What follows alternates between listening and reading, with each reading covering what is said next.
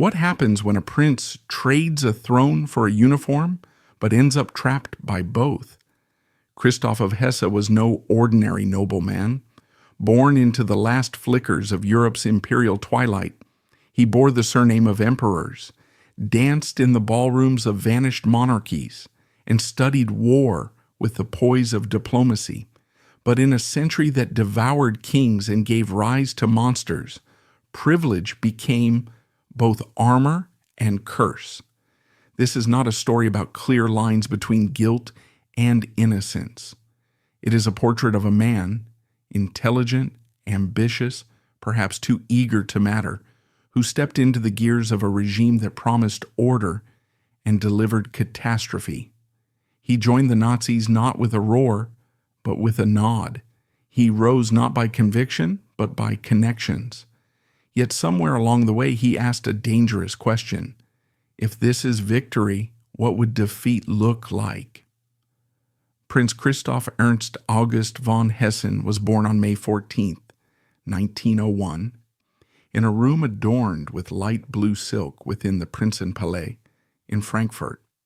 His arrival marked the continuation of a prominent aristocratic lineage, with his father, Landgrave Friedrich Karl of Hesse, serving as a renowned cavalry general who, in 1918, was elected by the Helsinki Parliament as the prospective King of Finland, a title he briefly held amid post-war geopolitical shifts.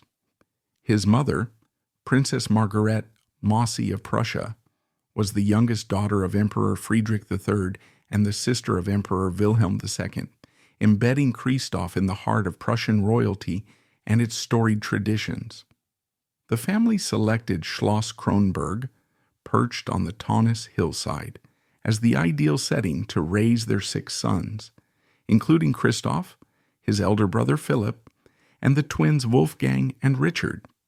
In springtime, the boys roamed the rose garden meticulously designed by their grandmother, Empress Frederick, Victoria, consort of Friedrich III, engaging in playful rides that fostered bonds of adventure.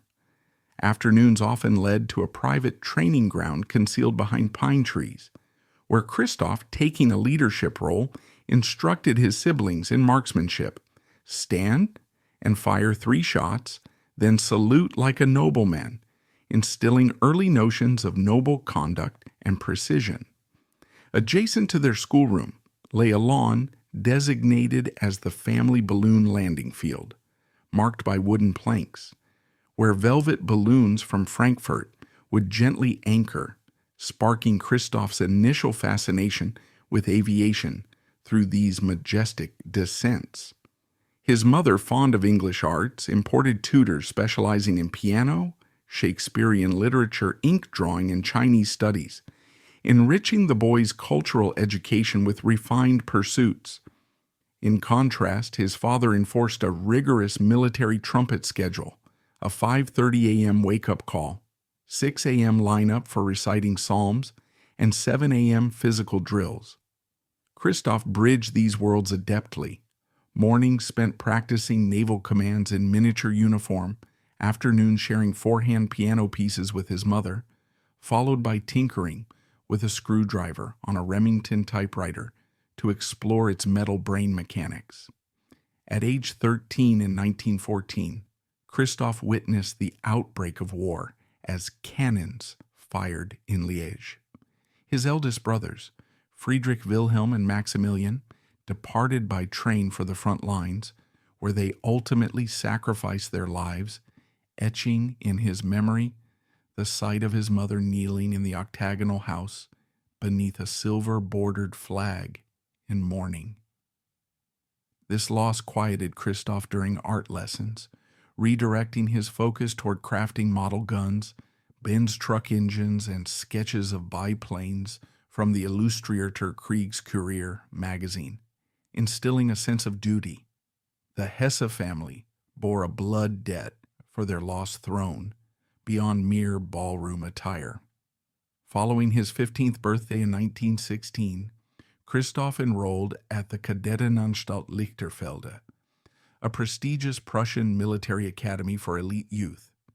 He excelled less in marksmanship than in the telegraph laboratory, experimenting with Morse code transmissions over copper wires and sending cryptic notes to his twins for prizes.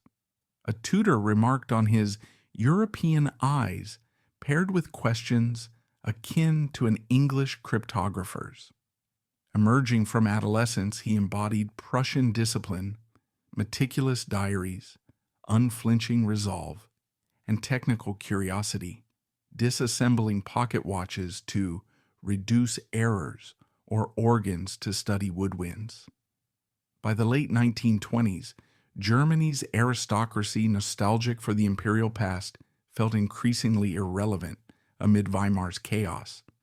Into this societal vacuum stepped Adolf Hitler and the Nazi Party, who promised aggressive solutions, crushing Bolshevism and communism, reviving national pride through aggressive nationalism, and, most appealing to traditional elites, restoring a rigid sense of social hierarchy that echoed the old monarchical order. Prince Christoph of Hesse did not immediately embrace the Nazi movement with enthusiasm. Instead, he approached it cautiously and gradually. In October 1931, he quietly joined the Nazi Party, marking his formal alignment with Hitler's rising regime.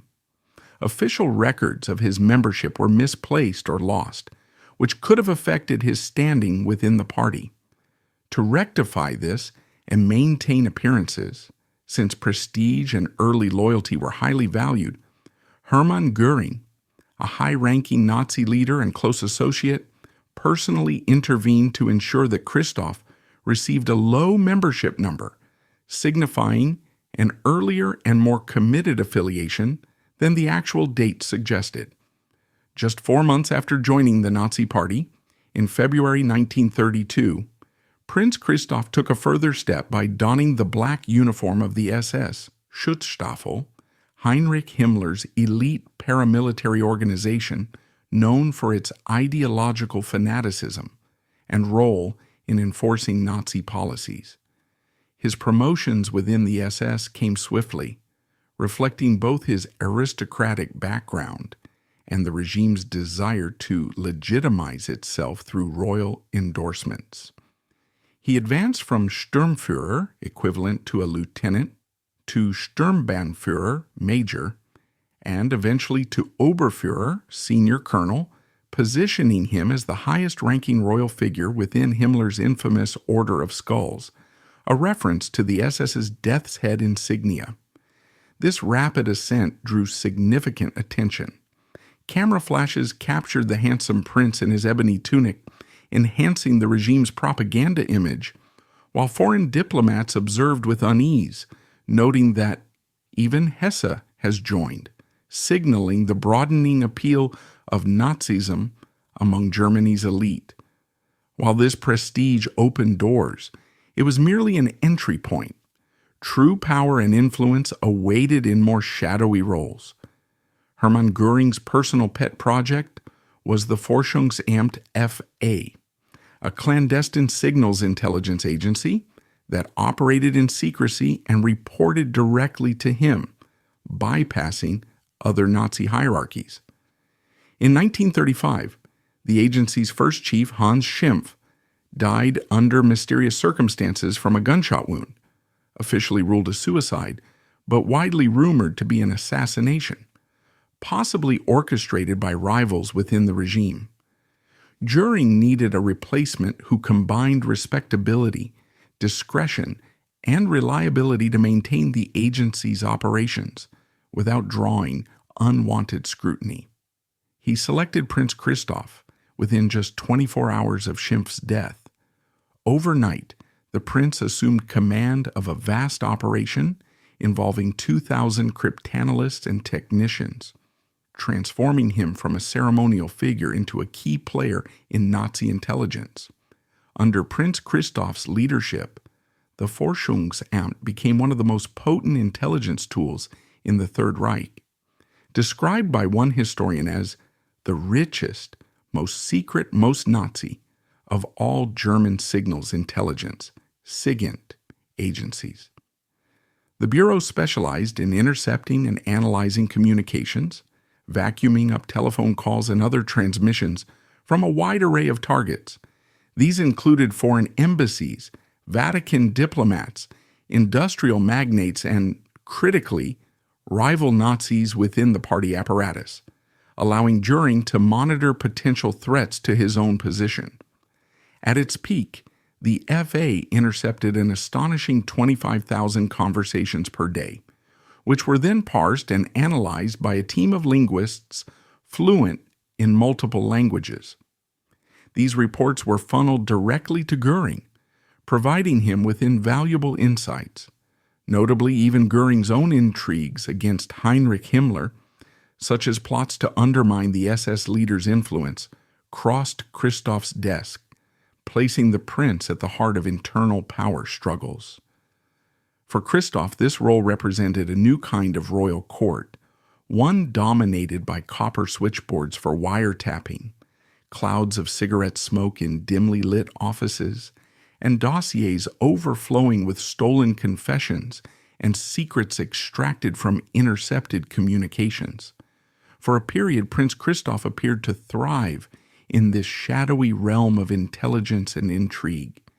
He enjoyed the perks of his position, driving a luxurious cream-colored Mercedes, wearing custom-made leather flight jackets that symbolized his elite status, and hosting dinners of venison and fine cuisine with his code breakers at prestigious venues like the Harnack House, a scientific and social hub in Berlin. This lifestyle blended his aristocratic heritage with the technological and espionage-driven world of the Nazis, allowing him to navigate the regime's upper echelons with apparent ease. However, fragments from his personal diary reveal the emergence of early doubts about the direction of the Nazi regime. After overhearing SS officers casually discussing Jewish deportations, early steps in the escalating persecution that would lead to the Holocaust, he penciled a poignant question: if this is victory, what would defeat look like?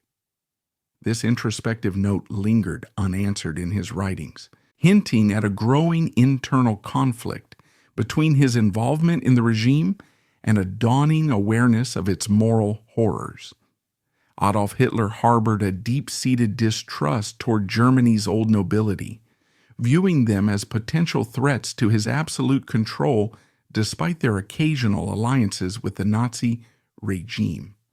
In 1940, he issued the Prinzenerlass, a formal edict that explicitly barred German princes and members of former royal families from serving in frontline combat roles. This decree stemmed from Hitler's paranoia. He feared that if these aristocrats became martyrs on the battlefield, they might garner widespread public sympathy, or even worse, emerge as symbolic figureheads for a potential post-Nazi coup d'etat that could restore monarchical elements or undermine his dictatorship. The edict effectively sidelined many nobles, confining them to administrative or rear echelon positions far from the action. Prince Christoph was furious about the Prinzenerlass, as it clashed directly with his personal identity and aspirations. As an experienced flyer with a passion for aviation, he firmly believed that his place was in the cockpit of a fighter plane, engaging in aerial combat, rather than being relegated to bureaucratic duties behind a mahogany desk in some safe office. Determined to circumvent the edict, Christoph leveraged his connections within the Nazi hierarchy. He lobbied Hermann Göring, the head of the Luftwaffe, and a key patron who had previously supported him, invoking every ounce of his social credit, aristocratic prestige, and past favors. After persistent efforts, he eventually secured a special exemption and transfer to Jagdgeschwader 53 JG-53, a prestigious Messerschmitt fighter squadron nicknamed the Pick-Ass, Ace of Spades, Geschwader. The unit was initially stationed in Sicily to support Axis operations in the Mediterranean theater and later redeployed to Tunisia as the North African campaign intensified. The reality of war that Prince Christoph encountered in Sicily and Tunisia bore no resemblance to the grandiose theatrical pageantry of the Nuremberg rallies or the early triumphant parades of the Nazi era. Instead, he witnessed the harsh, unromantic brutalities of combat. Italian allies, once Axis partners, surrendering en masse amid crumbling defenses, his own pilots being shot down in dogfights over the crashing waves of the Mediterranean Sea, their aircraft plummeting into the surf, and receiving endless casualty lists that were so extensive and impersonal, they resembled lengthy telephone directories rather than records of human lives. These experiences highlighted the grinding attrition of the war as Allied forces gained momentum in the region, leading to significant Axis setbacks, including the eventual evacuation of Tunisia in May 1943. Amid the chaos of his combat duties, Prince Christoph's private letters to his wife, Princess Sophie of Greece and Denmark, who was also the sister of Prince Philip, Duke of Edinburgh, revealed a growing disillusionment with the Nazi leadership. In one particularly candid remark, he described the assassination of Reinhard Heydrich, the notorious SS Obergruppenführer and architect of the Holocaust, who was killed by Czech resistance fighters in June 1942, as the best news in months. For someone holding the rank of SS colonel like Christoph, such a statement bordered on outright sedition, as it directly celebrated the death of a high-ranking Nazi official and implied criticism of the regime's inner circle. These writings suggest an internal shift where the prince's initial alignment with Nazism was eroding under the weight of wartime realities and moral reckonings. Prince Christoph's relatives were intricately woven into the fabric of Hitler's network, benefiting from positions of influence while simultaneously suffering from the regime's capricious brutality. His elder brother, Prince Philip of Hesse, held prominent roles, serving as the nominal governor, Oberpräsident, of the province of Hesse-Nassau, and acting as Hitler's informal envoy to Benito Mussolini in Italy, facilitating diplomatic ties between the two fascist leaders. However, Philip also began to sour on the Führer as the war dragged on and the regime's excesses became undeniable. The family ties extended further. Christoph's twin brothers, Princes Wolfgang and Richard, had joined the SS as early as 1933, shortly after the Nazis seized power, aligning themselves with Himmler's elite organization in its formative years. Within the once glittering and influential House of Hesse, which traced its lineage back centuries through European royalty, loyalty to Hitler had transformed into a perilous gamble, akin to a deadly lottery where fortunes could reverse without warning. The regime's suspicions eventually turned inward on the Hesse family. In September 1943, the Gestapo arrested Prince Philip without prior warning, detaining him under harsh conditions. He was first sent to Flossenburg concentration camp and later transferred to Dachau, where he was held under the false name Herr Wildhof to conceal his identity and prevent any royalist sympathy from arising. Shortly after Philip's arrest, his wife, Princess Mafalda of Italy, daughter of King Victor Emmanuel III, and thus a link to the Italian monarchy, was captured by Nazi forces following Italy's armistice with the Allies. She was imprisoned in Buchenwald concentration camp, where she endured severe hardships. Tragically, Mafalda perished in 1944 from wounds sustained during an Allied bombing raid on the camp, which caused fires and explosions that exacerbated her injuries from prior mistreatment. While Princes Wolfgang and Richard survived the war's end in 1945, they faced significant post-war consequences, including the loss of their pensions, social honor, and any remaining privileges tied to their SS affiliations, as denazification processes stripped away the remnants of their Nazi-era status. By the spring of 1943, the North African theater of World War II had devolved from what the Nazis once portrayed as a glorious crusade into a desolate and grim landscape, resembling a rusted graveyard littered with the charred remains of burnt-out panzers and other Axis vehicles. Prince Christoph, piloting his Messerschmitt fighter in Jagdgeschwader 53, was tasked with escorting battered Junkers, transport planes over key battle sites such as El Ghoutar in Tunisia, where fierce engagements with Allied forces were ongoing. Upon returning from these missions, he routinely counted the flaming wrecks of downed aircraft and vehicles below, a stark reminder of the campaign's escalating failures as Allied troops under generals like Montgomery and Patton pushed back Rommel's Africa Corps toward defeat.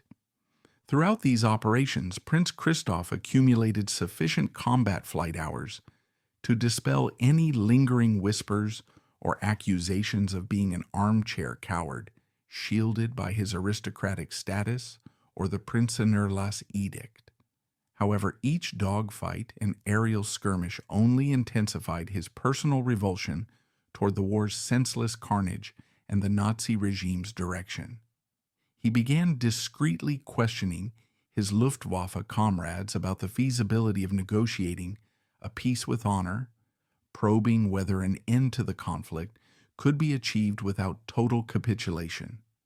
Some of these fellow officers, who were already in tentative contact with the emerging resistance circle led by Colonel Klaus von Stauffenberg, the group that would later orchestrate the July 20th, 1944 assassination attempt on Hitler, responded with subtle, discreet nods, indicating shared sentiments without overt commitment.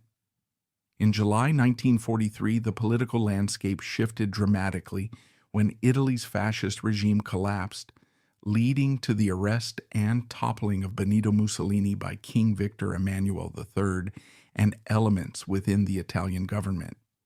This event sent shockwaves through the Axis alliance and fueled speculation within German circles.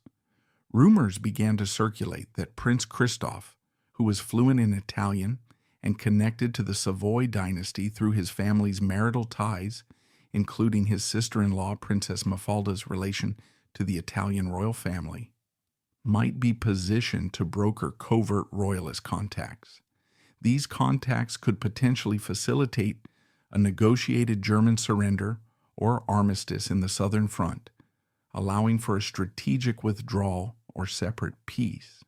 Such an idea, if pursued, would constitute outright treason against Hitler's unyielding demand for total war and victory. According to accounts, Christoph supposedly dismissed the notion with a shrug and the cryptic remark, "Treason is only a matter of dates," implying that shifting circumstances could redefine loyalty and betrayal. On the afternoon of October 7, 1943, Prince Christoph of Hesse boarded a twin-engine Siebel 204 at the Foggia airfield in southern Italy. The official designation was routine, a logistical transport of medical supplies, headed north toward Germany. But little about this flight would prove routine. There was no official cargo manifest, no recorded name of a co-pilot, if there was one, and no preserved weather log for that day. Even the plane's mechanical history was a blank slate. According to private family letters, the aircraft's engines had been replaced just hours before takeoff by unnamed mechanics, a detail that would never be confirmed nor denied in any surviving report. When the plane took off into the changing autumn sky, it wasn't just carrying supplies. It also carried uncertainties, rumors, and maybe secrets that were never meant to be revealed. Ahead lay the Apennine Mountains, covered in seasonal fog and known for sudden, unpredictable downdrafts. People in nearby villages around Forli later said they heard the aircraft sputtering, an uneven, choking sound, followed by a single heavy crash that echoed once and then went quiet. By evening, the smell of burning metal started drifting down the hills. When rescue teams found the crash site in the deep forested area, the wreckage was spread out over rough ground. The fuselage burned and broken, the wings ripped apart. But before regular Luftwaffe investigators could even start, the site was already locked down. The first to get there, and the only ones allowed close, weren't Air Force staff but SS members. They set up a barrier, blocked everyone else, and didn't explain why. This was unusual in every way. No records were kept. The SS got involved right away. Normal investigation rules were ignored. What started as a simple military accident quickly turned into something suspicious. Was it really an accident? A mechanical problem? Or was there something intentional behind it? Over the years, different theories came up, but none were proven, and all seemed possible. British intelligence suggested it might have been sabotage from inside. Maybe Christoph had become a problem. Too thoughtful, too unsure, too connected to royalty. As a prince with increasing doubts about the regime, with brothers who had lost favor, and a sister-in-law about to be jailed by the Nazis, he might have gone too far. Some thought Nazi rivals arranged the crash, disguising it as a technical issue. Others stuck to a simpler idea. The Siebel 204 plane had a bad reputation, with engines that often failed under pressure. American experts who checked weather records pointed out the strong downdrafts in the Apennines that day, enough to knock any plane off course, even in good shape. But the timing stood out most. Christoph died less than a month after the Gestapo arrested his older brother, Prince Philip of Hesse, and just weeks before their sister-in-law, Princess Mafalda of Italy, was captured and sent to Buchenwald. In late 1943, Hitler's government was cracking down harder on unreliable nobles. The aristocracy, once kept around for show, was now seen as a threat. Their names, family ties, and connections no longer helped the Reich. They reminded people of an old world the regime wanted to erase. Christoph, with his war medals and hidden doubts, his flying time in Tunisia, and his quiet dislike of Reinhard Heydrich's tactics, didn't fit anymore. In letters to his wife, Princess Sophie of Greece and Denmark, he called Heydrich's assassination the best news in months, a comment that was almost treason for an SS colonel. He had started talking about peace options, like honorable ways out or deals. In Nazi leadership circles, those ideas weren't just frowned on, they were deadly. So the explanations stayed unclear. The Nazi report blamed pilot error. The Luftwaffe never got to check it. The SS destroyed what they wanted. The wreckage and Christoph's body were left in the foggy woods, hidden under secrecy and unstated truths. Princess Sophie, who was 6 months pregnant, had to handle the grief and burial. What was left of his remains was buried in a small cemetery in Forli, a grave that's mostly ignored today, its story half lost in Germany's wartime shadows. Prince Christoph's last flight isn't just about a plane crash. It shows how a paranoid government worked, hiding possible murders as accidents. Whether he was targeted or just unlucky, the outcome was the same. A royal figure removed from power, his role ended, his story shut down.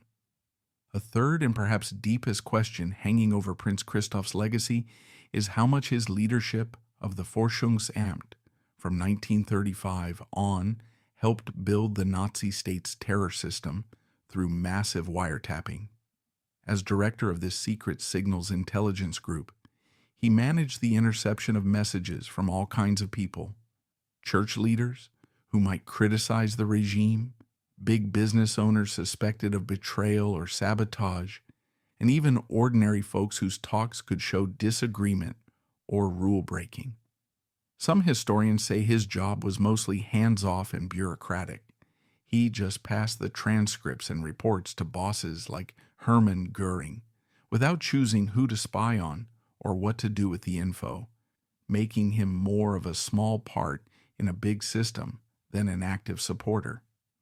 But others argue that by sending those reports up the line, fully aware they could lead to arrests, torture, or killings, he shares blame for the regime's crackdowns, even if his diaries later show regret or second thoughts. This argument highlights bigger questions about personal accountability in dictatorships, where even helping with spying from afar added to the widespread fear and control in the Third Reich. Christoph's story offers no redemption arc, but it does offer a warning. He did not die a hero, nor entirely a villain. He died with blood on his hands and doubt in his heart. His rise through the Nazi hierarchy was real. His complicity, tangible, and yet his private writings suggest a man who eventually saw too much and questioned too late. In that, perhaps, he mirrors many who live through tyrannies, not monsters, but men in tailored uniforms, afraid to speak, too comfortable to rebel, too late to turn back.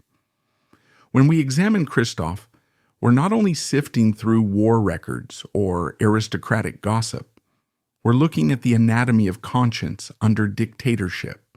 And in an age when power still seduces, when silence still buys safety, that anatomy remains terrifyingly relevant. And that wraps up today's video. If this video resonated with you, please give it a like, leave a comment with your feedback, and subscribe to stay updated on upcoming videos. Appreciate you watching.